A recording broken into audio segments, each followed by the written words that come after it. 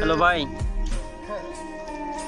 Hello ভাই, ভাই আপনার ভাই আপনি ভাই কে হয়েছে ভাই? আপনার কে ভাই? আপনি এখান থেকে জানতো ভাই, আমার খুব বুঝলো তো ভাই, এত যে আমার দুঃখ, ভাই আমাদের মাঝে একটু শেয়ার করেন ভাই। না না, আমি একটু একা থাকতে চাই ভাই, প্লিজ ভাই।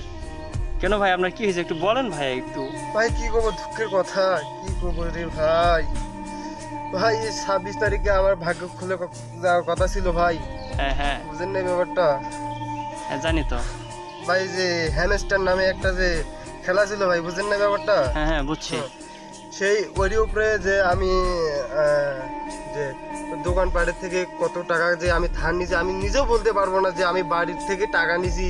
যে আমার বাবা কয় যে আমি বাবা কয় যে আমি বলবো যে ওটা করি ওটা আনে দেবো, ওটা আনে দেবো, এত টাকা আমি বাবার থেকে এই কথা বলে আমি টাকা নিয়েছি, বুঝলেন না?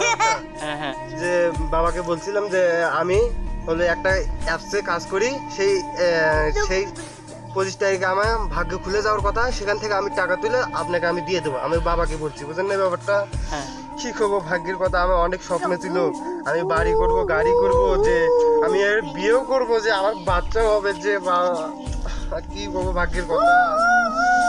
আরে এত ভাই 26 তারিখে আমার সব স্বপ্ন ভেঙে গেছে ভাই।